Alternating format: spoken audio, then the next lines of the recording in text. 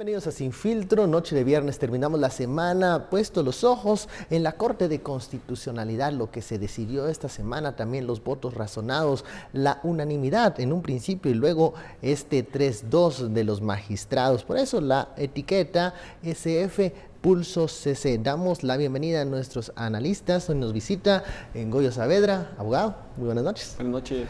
Estuardo Zapeta, muy buenas noches. Buenas noches. Comenzamos este primer bloque con lo que ha sucedido en la 11 Avenida, allá por el Parque Colón, la Corte de Constitucionalidad. Un lugar de tensión en momentos y otro en donde nos sorprenden también las decisiones que toman los magistrados. ¿Qué tan común es que un voto unánime se pierda luego de que se presente un recurso o remedio de aclaración? Goyo. Bueno, en realidad yo no había visto un caso similar que hubiese una aclaración o ampliación que dividiera los votos. Sí, había casos en donde de un amparo provisional en auto a una sentencia, pues hay un cambio de votos, pero no en una ampliación o aclaración de un anterior. Entonces es muy extraño. También es peculiar que no se hayan emitido los votos razonados de una forma inmediata. Vemos que más de 48 horas después, pues todavía no estaban listos estos votos razonados, y eso impedía la notificación a las autoridades relacionadas, ¿verdad? Todas las partes dentro del amparo, y retrasa de hecho la posibilidad de empezar a contemplar el hecho de que se cumpla o no se cumpla lo acatado por lo dispuesto por la Corte Constitucional. Para algunos que no entendemos todos los procesos legales, cuando se presenta este remedio, recurso de aclaración, ¿qué se le está pidiendo a los magistrados? Porque sabemos que los magistrados es la corte más alta y pues solo se les pide que expliquen de mejor manera algún tema. Claro, sí, como lo mencionabas, las resoluciones que tienen por resolver una parte trascendental del proceso, como puede ser en el caso cuando se otorgaba el amparo provisional el domingo, las partes tienen la posibilidad de pedir un remedio procesal que puede ser una ampliación o una aclaración. La ampliación implica que se ha dejado de conocer algunos de los puntos pedidos por el amparista, o sea, quien solicitaba el amparo, y la aclaración se da cuando entendemos que las partes resolutivas de la resolución, puede ser este auto o una sentencia, no estaban lo suficientemente precisos para la interpretación de las partes, y por eso se pide que se aclaren. Hay que decir que tanto la ampliación como la aclaración no cambian el fondo del sentido de la resolución, y por eso es que resulta, digamos que interesante, que de un remedio procesal, un acordado de oficio y el otro la ampliación que había sido pedido por Alfonso Carrillo, salte a una división de votos, ¿verdad? Porque no trastoca el fondo en sí de la resolución. Escuchábamos en otro medio de comunicación a uno de los magistrados, a Neftalí Aldana, diciendo que para él sí había una diferencia en que mencionar un nombre específico, como era el del comisionado Iván Velázquez, había una cuestión que podía polarizar a las partes, lo cual a mí no me hace mucho sentido, y como no habíamos podido tener en cuenta ese voto razonable en su momento, entonces la verdad es que no carece, digamos, de un fondo en sí, pensar que ese sea el único motivo por el cual haya una división de votos. Muchos hablaban en algún momento que tal vez aquella decisión del domingo era una resolución de a ver qué pasaba. Luego pasó y la unanimidad se perdió. Estuardo. Bueno, yo creo que más allá de puramente del proceso, ¿verdad? Puramente de la técnica legal en este caso, hay que ver la decisión en términos políticos. Y el hecho que el domingo sea unánime y ya principiemos jueves y vayamos viernes, primero que no salen los razonamientos de un voto que fue unánime y ahora es 3-2, abona a quienes han lanzado el argumento que son decisiones políticas, y es cierto, todas las decisiones al final tienen ese componente político muy fuerte, porque están dependiendo de la constitución política de la República de Guatemala, pero política en términos de que, como no conocemos el razonamiento, no sabemos exactamente qué es lo que divide. Algunos piensan que es el nombre, ¿no? La especificidad. Pero no sería fácil ahí, y yo me pregunto, regresar otra vez al amparo presentado que básicamente el amparo es un amparo no es a Iván Velázquez. Y yo creo que eso nos ha costado entender a muchos. ¿Verdad? Que el amparo al final es, la solicitud es que se ampare al puesto del comisionado. Independientemente que sea Juan Pérez, Iván Velázquez o María García. Entonces, no es a la persona, sino que es al puesto. Que esa fue una cosa muy interesante, que yo creo que después hay que ir viendo esto.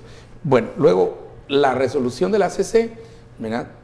En términos de lo que sacó el domingo, en la noche, es precisamente, era también amparando a Carrillo, pero hacia el comisionado o comisionada. De hecho, la opinión de muchos fue que precisamente Iván ya no estaba porque decía comisionado o comisionada, lo cual después, pues horas después descubrimos o nos enteramos que igual es confirmado. Sí. Entonces, pero ese podría ser que un voto unánime de repente en horas cambia a un voto dividido. Ahora, la tardanza de esta presentación del voto razonado, lo que ha impedido la notificación de las partes, ¿qué mensaje da? Estuardo. Bueno, que ese voto unánime se quebró. Primero, eso quiere decir que lo unánime que tenían en realidad no era tan unánime, ¿verdad? Y luego creo que ya viendo ya leyendo en frío lo que los mismos magistrados al final aprobaron, de plano de haber salido dudas de ciertas decisiones que se tomaron en ese caso. Ahora, ¿cuáles son esas dudas? Yo creo que están también todavía por aclararnos, pero digamos, desde el domingo en la noche y lunes, nosotros aquí en nuestra discusión, precisamente lanzamos también varias dudas, ¿verdad?, con relación a esa resolución. Y dudas tan sencillas como si, digamos, de la CC puede estar diciéndole, por ejemplo, a una subdirectora de migración qué hacer y qué no hacer. ¿Ya? Cuestiones, digamos, desde esas cuestiones hasta qué realmente se amparó, el puesto o la persona, ¿verdad? Que ese ya es una cuestión que hay que regresar otra vez a lo que presentó el licenciado Carrillo. Luego, digamos, la activación otra vez del 12, ¿verdad? Del 12 del acuerdo entre Naciones Unidas y el Estado de Guatemala, pero hay que tirarlo al 5, ¿verdad? Porque el 5 básicamente establece que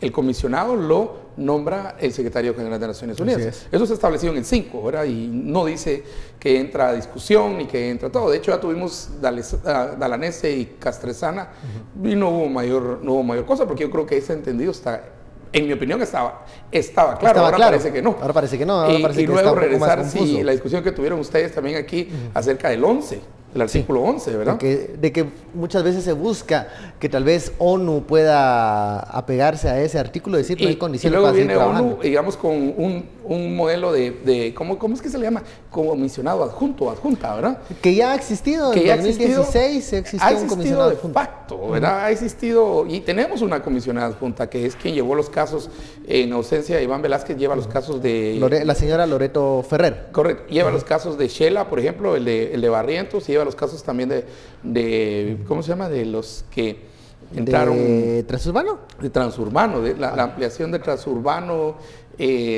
¿cómo se llama este? De los de Corazón Nueva Nación.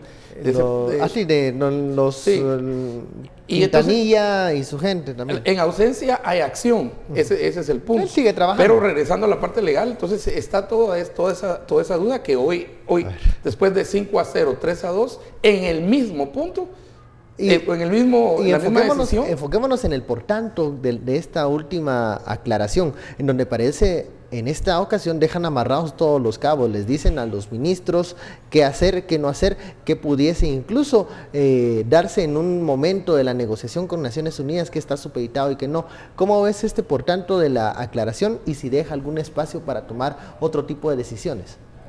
Sí, lo que yo pienso es que estamos viendo que... bueno, tal vez hay que explicar un poco antes. Los magistrados pueden hacer razonamientos y esos razonamientos pueden ser que en el mismo sentido de la resolución, aunque el por tanto debía haberse redactado de una forma distinta, y eso no necesariamente hace que cambie de un 5-0 a un 3-2, y eso quiere decir que es un voto razonado concurrente. y otros votos razonados que es en un sentido contrario. A mí no me parece que, por lo que hemos tenido a disposición de las explicaciones del magistrado Aldana, y que es lo que mencionaba anteriormente, que solo el mencionar el nombre del comisionado sea suficiente para votar en contra de la aclaración. Que es una aclaración de oficio, sino más bien pudo haberse dado en un voto razonado concurrente, es decir, bueno, consideramos que la protección es a la figura comisionado o comisionada. Lo que me parece interesante es que sí hay una combinatoria específica, que es la solicitada por el abogado Carrillo, que es la ampliación, que va dirigida específicamente a digamos, un listado de funcionarios, y que podría, digamos, ahí supeditarse a decir, ese punto no lo habíamos considerado otorgar en el amparo del domingo, y eso justificaría, digamos, el que por eso no que hayan existido votos razonados, pero que haya pasado tanto tiempo sin que esas causales se puedan haber expresado y que se hayan notificado para el cumplimiento de un amparo tan importante que está llevando a una crisis institucional, pues me parece que sí es un tema atípico y que debió haberse resuelto mucho antes. Vamos a la primera pausa de la noche, la etiqueta SF Pulso CC. Continuamos. ¿Qué implicaciones tiene la decisión de los magistrados y cómo han sido las reacciones luego de conocerse este recurso de ampliación?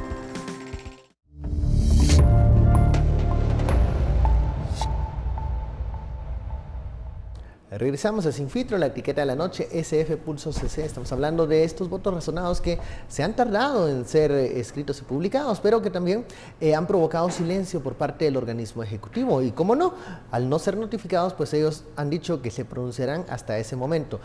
Pero se mantiene lo que llamaban en algunos momentos la paz chicha, ¿no? Esa tranquilidad tensa de no existe una respuesta porque no hay una notificación. Sin embargo, ¿qué está pasando en el Ejecutivo? Estuardo estaba seguro hace algunos días que ellos están listos para apretar el botón nuclear. Parecen que las tensiones pudiesen estar bajando. Yo creo que aquí hay esa apariencia. Yo creo que aquí le dan el tiempo, le da una salida al presidente. Yo creo que es importante. El tiempo sí es muy importante ahora para el presidente. Me refiero al Ejecutivo. En la resolución del domingo recién pasado, los tres funcionarios que entran, pues que son combinados es el presidente de la República, el director de Migración y luego que la subdirectora, creo que es de Migración. Ellos son los tres. Porque aquí preguntaban, ¿pero quién es el jefe de ellos? Es el ministro de Gobernación. Entonces, ¿por qué no fue al ministro de Gobernación? Que al final es el jefe. Si de todos modos fue cómo se fueron del presidente de una vez, se saltaron al ministro y se fueron. Porque así fue como surgió también la prohibición de entrar a Iván Velázquez de Guatemala, que fue lanzada por el presidente, pero para precisamente director y creo que subdirectora de Migración.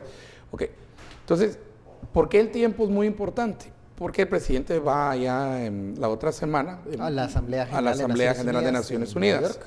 Y digo, es importante porque si se pudiese adelantar algo, el argumento de no me han notificado es válido para él. O sea, también podría haber una salida. No sé si esa la vayan a tomar bien, porque aquí, digamos, una de las discusiones que teníamos precisamente con Philip era que si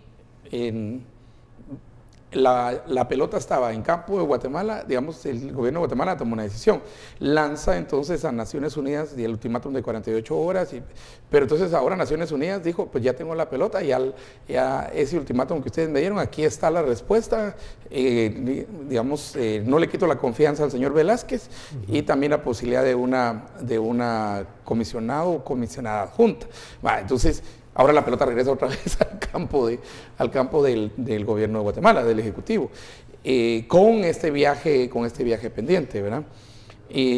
Pero yo creería que el tiempo aquí es una ventaja que juega a favor de el presidente y los ministros, principalmente el ministro de Gobernación y la ministra de Relaciones Exteriores, ¿verdad? Y ministro también de la Defensa. ¿Qué pasa en este tiempo en donde no hay notificación, en donde las partes aún no se enteran de manera oficial de lo decidido por la Corte? ¿Hay una oportunidad para poder entrar de nuevo en la negociación y no seguir el curso de la confrontación?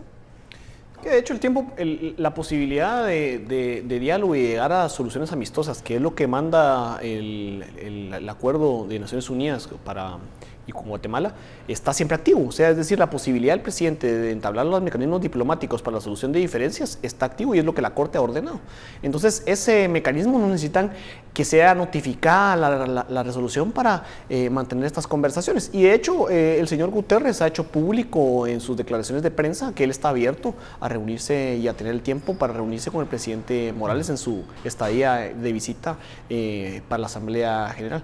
Entonces, creo que en realidad sí es una posibilidad de descompresionar esta tensión, aunque como mencionabas, hay una armonía que no termina de articularse, ¿verdad? De recomponerse, sino más bien es esa paz intranquila posterior a una manifestación en un momento álgido todavía, y con el comisionado recibiendo una condecoración en Washington, afuera, sin regresar, el subsecretario, pues el secretario de Naciones Unidas todavía planteando, digamos, el escenario para la Asamblea General. Entonces creo que vamos a ver mucho todavía la próxima semana y esperemos que ese mucho sea más bien un tema de diálogo diplomático en Naciones Unidas, como debería ser en un tema serio de resolución de conflictos. Muchos creen que la llave de la confrontación o de la tranquilidad y posterior negociación está en los votos razonados de los magistrados, porque esos pueden ser los argumentos que en algún momento, si Jimmy Morales, el presidente, no quiere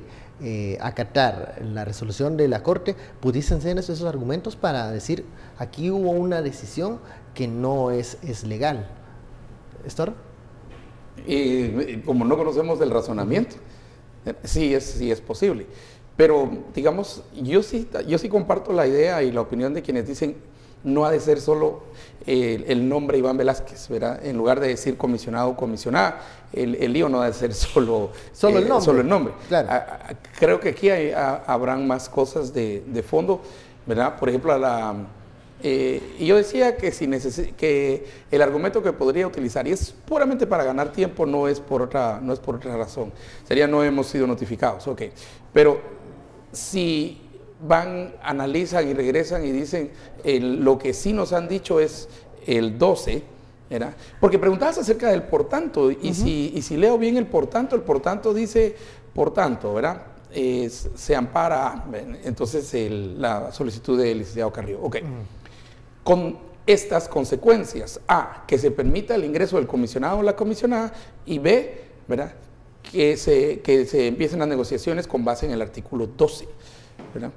Habiendo establecido desde el principio en los considerandos que el acuerdo ya está funcionando de buena fe, ¿verdad? Por el principio en la Convención de Viena, esa no es la de diplomáticos, esa es la acerca de tratados y convenios, que de buena fe se está cumpliendo el acuerdo. Entonces, como está en marcha, entonces tiene un mecanismo interno que es artículo 12, entonces vayan al artículo 12. Reúnanse y traten de pero no es prerequisito uno del otro, no es si no discuten, si no negocian, entonces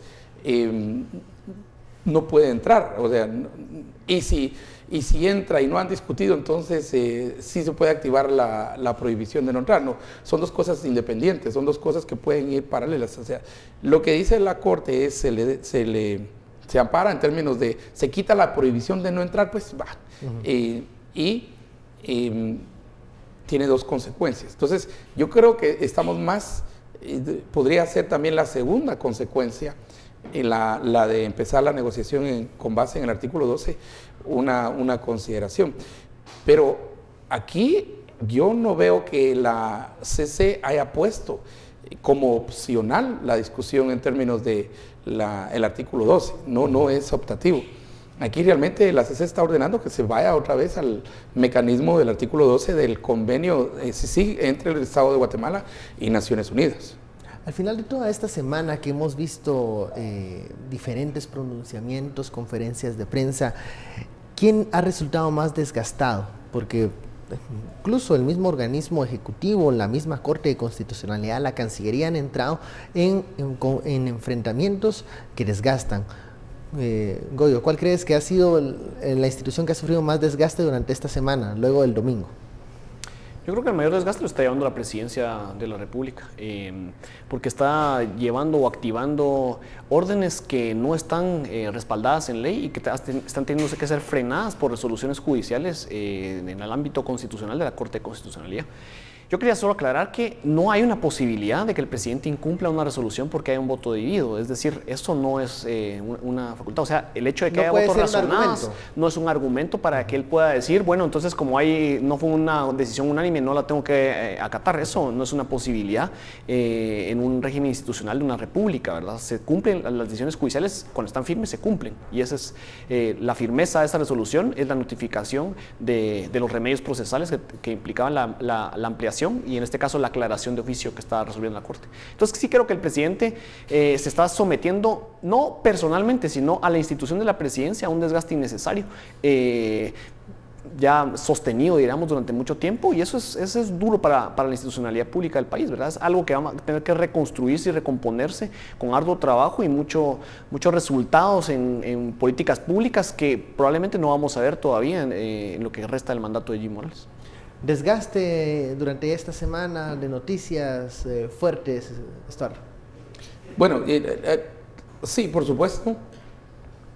Por supuesto que el Ejecutivo, o sea, el presidente, pero también la ministra de Relaciones Exteriores, el ministro de Gobernación, ¿verdad? Aquí. Pero si algo ha surgido de esto, que a mí me parece interesante, es que no le habíamos puesto atención ni cuando se aprobó, ni cuando salió como borrador hace tantos años, 2003, 2004, por ahí ya rolaba, ya circulaba el borrador de CICIAX, ¿verdad? Y la idea del establecimiento de una comisión. De hecho, la idea viene imagínense, viene desde el tiempo deportivo, ¿verdad? Cuando la idea de la CICIAX, la idea de tener un ente extra, yo no sé, extralegal o paralelo, no sé cómo, y una de las discusiones que había es que ese ente podría convertirse precisamente en por aquel el poder. Entonces, el debate fue en que no se, digamos, ¿cuál es la salvaguarda para que ese grupo no se convierta en otro grupo paralelo? Porque se cedía explícitamente soberanía en aquel momento. Y esa fue la discusión, pero no era ni CICIG, era CICIAX, ¿verdad? Era un acuerdo, y entonces estaban los borradores, luego cambió gobierno, empieza la discusión y empieza ya a verse, digamos, cuáles serían los... pero en ese entonces aún, digamos, no se discutió muchísimo cuál era el acuerdo. Entonces yo creo que aquí, si miras, afectados, pero también hay una cuestión positiva, es que mucha gente ha recurrido de nuevo al documento y ha dicho, y se ha cuestionado si realmente, digamos, eso era lo que se quería o no se quería. Y entonces hay algún aprendizaje ahí en términos de decir, este es el acuerdo, esto fue lo que se aprobó, y no sé cuántos años después, 11 años después, 12 años después, se está leyendo esto y dice, yo ni sabía que eso habíamos aprobado, dice mucha gente, ¿verdad? Pero eso fue lo que se aprobó. Y lo que se está implementando. Y a lo que recurre otra vez la CC en el primer considerando de la resolución del domingo recién pasado. Vamos al corte, regresamos. SF Pulso CC.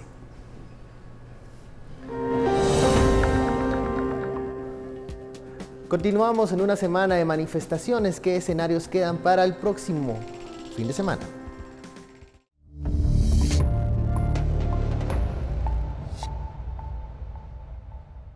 El exministro de Gobernación Mauricio López Bonilla y el exviceministro Manfredo Pacheco fueron condenados a 8 años y 6 meses de cárcel. Ambos esperaban una sentencia absolutoria. López Bonilla manifestó que está dispuesto a pelear, incluso en las instancias internacionales. No es la última palabra. Aquí estamos listos para pelearla en las siguientes instancias nacionales e inclusive llegar a una internacional, porque tenemos documentado todo desde el principio como una serie de violaciones a garantías constitucionales, procesales, penales y de derechos humanos. Y creo que si se va a hacer justicia y se va a sentar precedentes, debe ser conforme a la ley, como debe ser. Así verdaderamente se fortalece el sistema de justicia. El juez le dio valor probatorio al análisis elaborado por los peritos como auditores, quienes justificaron que los contratos los hicieron por excepción, obviando el procedimiento de licitación pública. Los 3 contratos de los 31 vehículos blindados que fueron arrendados suman un total de 26.244.000 quetzales.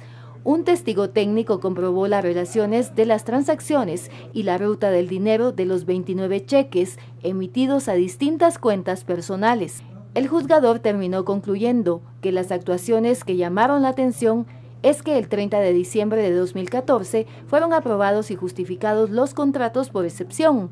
Dichas pruebas dan cuenta que ese mismo día se emitieron los dictámenes y ese mismo día se resolvieron y se aprobaron los términos de referencias y contrataciones de todas esas actuaciones que se llevaron a cabo, con lo cual quedó evidenciado que estaban a la vista de que los acusados tenían conocimiento de todo lo que conllevan los contratos administrativos.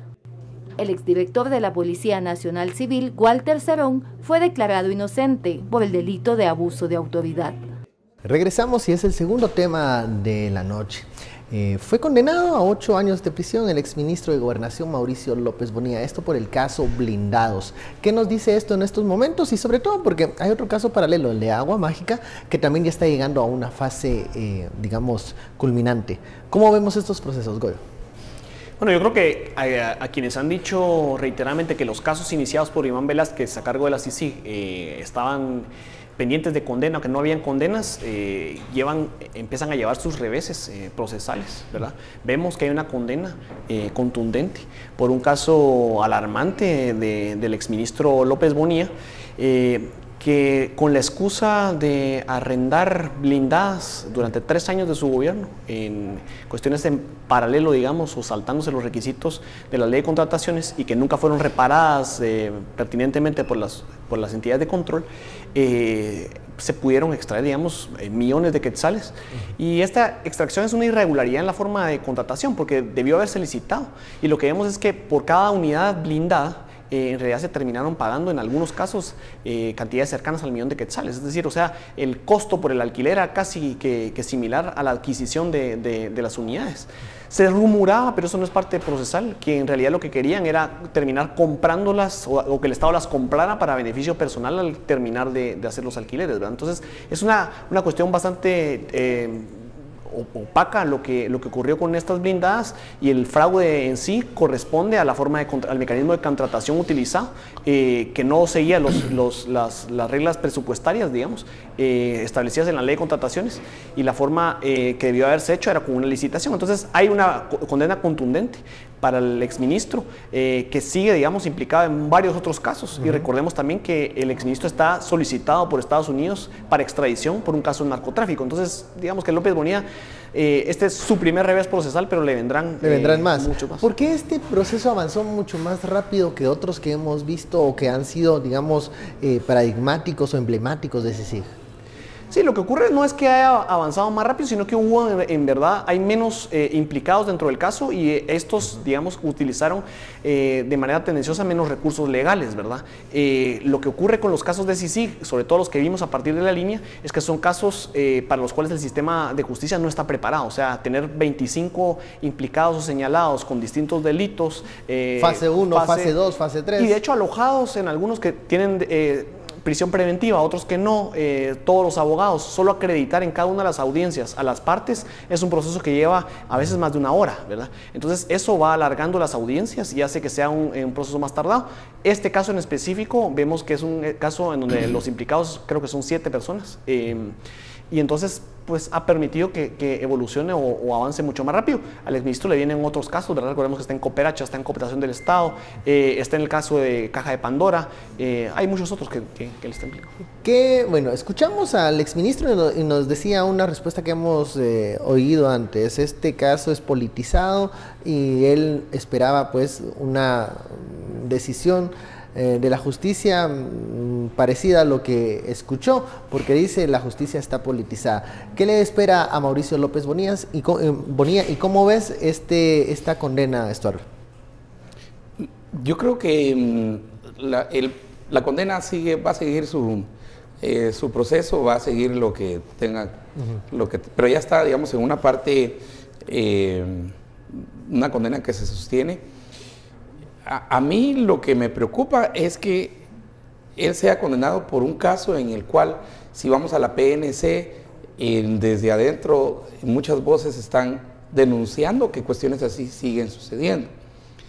Por ejemplo, el otro caso que era también la reparación de radiopatrullas, que había radiopatrullas que las reparaban hasta 3 veces por semana. Y hasta son casos, miren, la corrupción como eran casos hasta risibles, porque digamos, decía que se había reparado la radiopatrulla y era el mismo caso, ¿verdad? Muchos de los precios de reparación de radiopatrullas, a veces para una radiopatrulla era más barato comprar 2 radiopatrullas con el precio de la reparación, claro, porque eran 450,000 quetzales de reparación. Con eso compras 2 radiopatrullas, y si compras el motor de radiopatrullas te era más barato, ¿verdad? O por lo menos de carros para radiopatrullas. Pero eso no era todo, sino que había empresas que estaban en tortillerías, terrenos baldíos, ahí hubo de todo, ¿verdad? Y encima de eso, hubo talleres, que no eran talleres, pero que estaban en el 4º nivel, ¿verdad? De una dirección. O sea, uno es de pensar y decir cómo llevan ese carro al 4º nivel para repararlo, ¿verdad? Entonces ahí se pone uno, dice, no, esto no es que esté reparando radiopatrullas, o que sea, digamos, el sobrecosto o el sobreprecio de los blindados, o entonces ya se pone uno a pensar. Pero ¿cuál es mi punto? Mi punto es que aquí hay una condena que yo creo que vamos a empezar a ver más de, digamos, condenas conforme vayan avanzando los casos. Aquí va a agarrar cierta velocidad. Los otros casos que son mucho más grandes, la cooperacha, por ejemplo, ¿verdad? O cooptación, que tiene a tantos y todos van al mismo ritmo, un pelotón que va al mismo ritmo, ahí va a estar un poco más complicado, ¿verdad? Pero ya hasta muchos de los que están acusados ahí dijeron, mire, mejor condénenos porque nos sale más fácil que nos condenen, así salimos, porque el proceso abreviado era mejor. Sí, el proceso abreviado, entonces, ¿qué es lo que sucede? ¿Cuál es el punto? Que muchos de los que están detenidos por estos casos, por ejemplo, el de blindados en el Ministerio de Gobernación, o digamos la corrupción dentro de la misma Policía Nacional Civil y todo eso, me sorprende que en realidad esos casos, esos casos por los que ellos están señalados sigan normales, vivitos, coleando, felices, ahí frescos, ¿verdad? Ahí muy frescos en el ministerio, y entonces se va a condenar a estos, pero ¿qué cambió?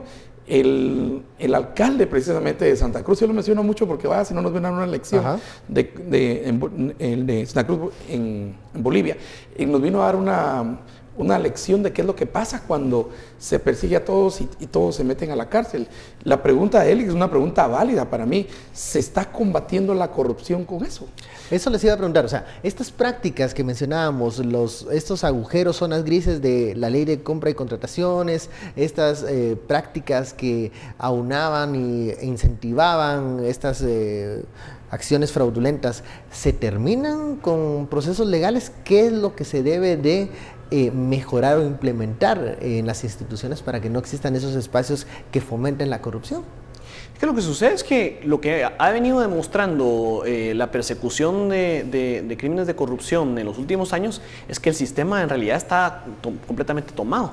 Las instituciones en sí están tomadas. Entonces, unos se tapan por un lado y otros roban por el otro. Entonces, es una complicidad de los controles institucionales a gran escala, y las reformas que hacen falta para poder terminar no solo de limpiar el sistema, sino de fortalecer los mecanismos de transparencia, de rendición de cuentas, de eficiencia inclusive, todavía no se pueden dar. Y lo vemos en la resistencia que hubo en el Congreso de pasar las escasas reformas en 2016, y en adelante no pasó nada más, ¿verdad?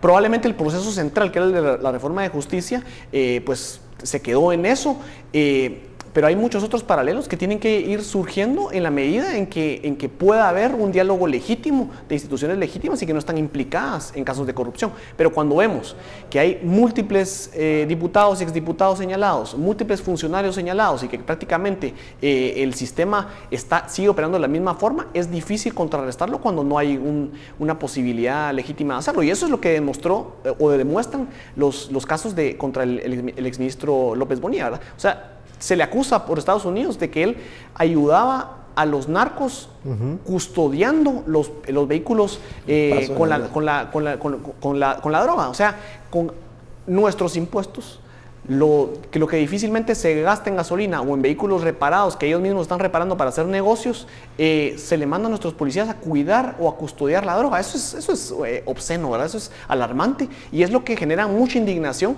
de ver que se siguen saqueando las instituciones, que las condenas empiezan a caer y la gente pues diciendo que es una persecución política. Lo que hay aquí es una persecución de corruptos, ¿verdad? Que han llevado, digamos, a este sistema a un colapso del que empezamos a tratar de recuperarnos, pero es inviable cuando las instituciones siguen tomadas, y eso es por qué se resisten a la continuidad y sigue a la lucha contra la corrupción. Cuando hablamos de interlocutores válidos para promover cambios, por ejemplo, en diferentes instituciones o modificar algunas normativas, por ejemplo, para que se termine el tema de plazas fantasmas, para que se termine el tema de los fraudes y estas compras sobrevaloradas, hay que modificar la ley de compras y contrataciones, hay que crear y aprobar una ley de servicio civil. ¿Cuándo vamos a llegar a tener estos interlocutores válidos? Porque en este momento el enfrentamiento es más o menos para algunos señalados de que estos procesos de investigación se detengan y no hay alguna propuesta de agenda, no hay alguna alternativa de consenso para poder implementar estos cambios que pudiesen frenar en el futuro a posibles ministros López Bonilla. ¿Está bien? Sí, y si miras, por ejemplo, dentro del mismo Ministerio de Gobernación, mira cuántos directores de policía están presos, pues. ¿Cuántos directores de policía pararon presos? Muchos involucrados precisamente en narcotráfico. Mira, claro. Hubo un caso de un director que se peleó con los que traían la droga ahí en la zona 18, ahí por un cementerio en la zona 18, porque él decía que venían 1100 y el otro solo decía que venían 800, ¿verdad? Y entonces, y todo grabado, ¿verdad? Entonces, uno dice, ¿qué pasó? Estamos teniendo un recambio de corruptos y que posiblemente, porque esa es la pregunta que tenemos que hacernos, el recambio de corruptos es, digamos, los que salieron, están presos y la CICIG y MP hicieron su trabajo y los vieron presos condenados. Pero si no creas mecanismos diferentes, pero otros si no, llegan. Eso, por eso yo mencionaba ¿cómo se llama? Al alcalde de Santa Cruz, porque ellos también enfrentaron lo mismo, o sea, sin esos mecanismos de, digamos, de que te cierre la puerta para que no entre el siguiente, ¿verdad? El siguiente corrupto, y no habrá entonces un efecto. Lo único que hace es que hizo más fino, más complejo, ¿verdad? El proceso de corrupción, y que ahora desde cualquier forma se vea que están actuando de una manera no solamente con más cuidado, con más esto, y ver qué se firma, qué no se firma, cómo sale, cuánto sale y quién sale, porque ya aprendieron. Mi pena es que lo que está sucediendo en la denominada lucha contra la corrupción empiece a ser una gran lección para los corruptos que ya están metidos en el sistema, que tienen cooptado el sistema, y para los que vienen, ¿verdad? Entonces ya aprendieron aquí, entonces ahora mejor lavamos dinero comprando ganado, que es lo que denuncia Richard Hansen, por ejemplo, en el caso del Mirador, en ¿cómo se llama? En Petén, ¿verdad? Entonces, que no vaya a ser que hayan formas ocultas, ¿verdad? Digamos, que va a nuevas ser nuevas maneras. Formas.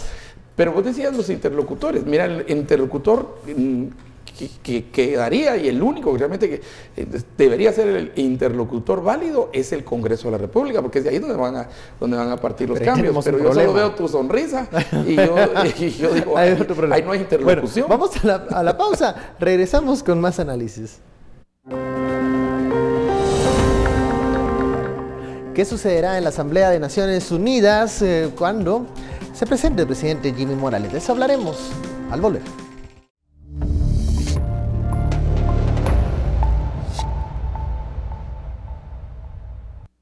Aprovecha las promociones que Comex trae para ti. 60% de descuento en tu segundo galón o cubeta de Promil Plus. Búscanos en Facebook como Comex Centroamérica. Presenta.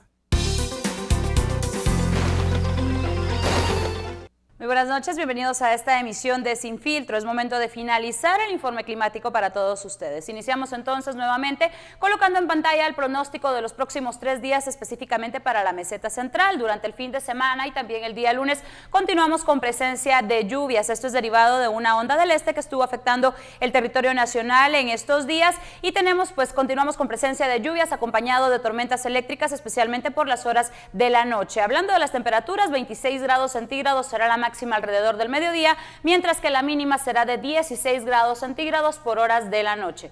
Tenemos que informar también referente al sol. Observamos el amanecer a las 5:33 de la mañana y los últimos rayos del sol los tendremos a las 6:32. De esta manera concluimos la información referente al clima. Un gusto saludarles. Soy Sara Guerrero. Que pasen muy buena noche.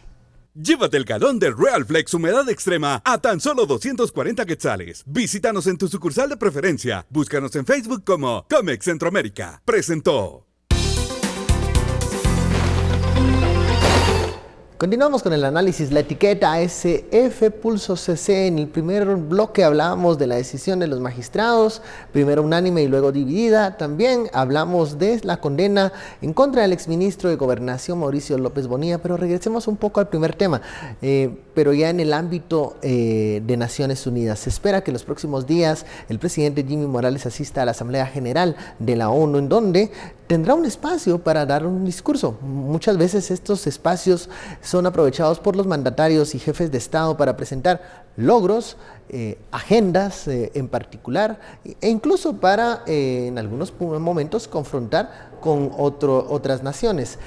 ¿Cuál es el tema, creen ustedes, que va a predominar en el discurso del presidente? La presidencia ha esbozado algunos detalles de esto, que va a ser tema de transparencia, también tema económico, migración y sí, la lucha contra la corrupción. Estuardo. Yo creo que va a querer presentarse como el guerrero, como el soldado, como el paladín de la Algunos lucha mencionan que contra soberanía va a ser uno de los temas que posiblemente, va a poder manejar. Soberanía que tendría que ir acompañado del tema de nacionalismo, ¿verdad? De un nacionalismo extrañamente aquí entendido, pero bueno, ese podría ser uno de los temas, y algunos logros en relación que me sorprendió que hayan quitado la pobreza, ¿verdad? Como uno de los factores, ¿verdad? que generan inestabilidad en el país. Entonces, no sé, yo creo que eso lo hacen previo precisamente a ir a Naciones Unidas y decir, ¿verdad? Mire, el hecho de que yo cierre, está lloviendo, y el hecho de que yo cierre los ojos no quiere decir que deje de llover, pues, ¿verdad? Pero así van a ser en muchos de los casos. Y pues hay que ser realistas. Guatemala no es un discurso que se espera así ¿verdad? No, yo creo que él solito va a estar hablando ahí, posiblemente la que esté transcribiendo y 2, 3 pelones ahí. No es un discurso de los más llamativos de la Asamblea. De los más llamativos de la Asamblea. Llega con una popularidad en Guatemala, pues, creo que en el punto más bajo, ¿verdad? Entonces eso también, ojalá que no se le ocurra dar declaraciones o tener entrevista con New York Times, porque la vez pasada que la dio dijo que ofrecía mano de obra barata, ¿verdad? Ahora, pero no descartemos que pueda despertar interés de algunos medios yo les daría de comunicación un buen consejo, por el tema de por favor, a la gente que va, escóndanlo. Digamos, no, porque no tienen una estrategia, o sea, no se ve que lleven mensajes claves de transmisión, y los que llevan son mensajes básicamente de autocomplacencia, ¿verdad? Entonces, y no descarto que en uno de esos se le ocurra boxear a medio discurso, ¿verdad? Ponerse ahí y echarse en 2017 esbozó algunas líneas duras en el discurso frente a la Asamblea. El discurso es básicamente, no es para la Asamblea de la ONU, el discurso es para nosotros. Es para nosotros. Goyo, ese discurso del mandatario Morales, ¿cómo crees que va a estar dirigido? Sí, yo comparto que va a estar dirigido más a los guatemaltecos que a una comunidad internacional que en realidad tiene poco que ofrecer Jimmy Morales y las relaciones internacionales que ha mostrado. Logros de país o del Ejecutivo que puedan resaltarse en realidad no veo, o sea, las cuestiones económicas no son favorables para la gestión del presidente. La cuestión social, lo que vemos es malestar, indignación, manifestaciones. Las relaciones bilaterales, lo que vemos es una región conflictuada. Entonces, la posición igual ha sido ambigua del presidente. Se ha abstenido de cuestionar la situación de Nicaragua, ¿verdad? De un gobierno casi dictatorial dictatorial o más bien violento contra su ciudadanía y casi dictador de Ortega, no se ha manifestado al respecto. Probablemente vayan a arbolar un discurso de soberanía y nacionalista respecto a sus relaciones internacionales y diplomáticas y afectándola o dirigiéndolos a Naciones Unidas estando en la Asamblea, pero en realidad eso sería contraproducente viendo que también una de las cosas que a nivel de hemisferio ha generado una connotación más fuerte es el cambio de relaciones del Salvador de Taiwán a China continental. Entonces, enarbolar ese discurso significa que están validando la misma posición sin conocer en realidad cuáles son lo que ha inspirado al Salvador a hacerlo, ¿verdad? Que también es una persecución de corrupción que tiene acechado al mismo gobierno actual y al expresidente que ha estado condenado. Entonces, hay muchas cosas que se van complicando dentro de ese discurso. Entonces, yo creo que no va a ir a la comunidad internacional. Si mucho va a haber reclamos de gestiones de Naciones Unidas o de la Secretaría General, me pensaría que podría tirarse por ahí, pero es un discurso, comparto con Estuardo, es dirigido a los guatemaltecos, los y las guatemaltecas que vamos a estar escuchando o atentos o no. Los más optimistas creen que este viaje de Naciones Unidas pudiese aprovecharse para encontrar un punto de reunión y volver a la mesa de diálogo y dejar la confrontación, que ha sido el tema y la tónica en las últimas semanas. ¿Esta es la oportunidad del presidente para volver a la calma? Yo creo que sí. Yo creo que esta es una oportunidad porque va a territorio yo no le dijera enemigo, pero va a territorio... Ni territorio hostil, no. No, pero un territorio contrario. Seamos diplomáticos en lo que decimos. Va a un territorio, pues, contrario. Que no lo está, digamos, no lo está atacando, ¿verdad? Que al contrario, que le está tendiendo una mano, pareciera. Que le está tendiendo una mano y le dice, mire, busquemos la solución, y el mismo secretario dice, como ya dijo la alta corte, o sea, la Corte de Constitucionalidad, ¿verdad? Vámonos a lo que dijo la Corte, que es el 12 del acuerdo. Entendiendo, y eso nadie lo ha cuestionado, porque esa sí es prerrogativa del presidente de la República de Guatemala, haber dicho que sí, por lo menos en lo que él va a estar en la presidencia, que será el 14 de las 14 de enero del 2020, que es cuando hay cambio, ¿verdad? Pero a meses antes, septiembre, terminaría por ahí el mandato, el quinto mandato de Sisi. Creo que, otra vez, creo que si va a ser el tour de medios, por favor, que sea un tour de medios que tengan peso. No los medios que llega digamos, Filipao a Washington, creo que... cuando lo entrevistan en el aeropuerto. Sí, pues... más sobreactuado no podía haber sido esas cuestiones. No esos medios, a la gente, a los narradores de fútbol que tienen ahí en comunicación, ahí no busquen medios que tengan impacto, ¿verdad? Si no conocen, y que puedan posicionar el mensaje del presidente. Y busquen también instituciones. Ahí tienen instituciones muy buenas, casi todas tienen sus sedes, tienen por lo menos una oficina en Washington, pero ahí está el Washington Post, está el New York Times, y todos tienen oficinas y todos tienen representantes o reporteros en Naciones Unidas. Pero no solo eso, hay fundaciones. Hay fundaciones que en términos del discurso del presidente son un poco más afines, no sé, Heritage, ahí hay muchas de estas. Creo que quien le puede hacer mucho mejor trabajo que los de aquí de Guatemala, aún mucho mejor trabajo que la misma ministra, es el embajador Espina.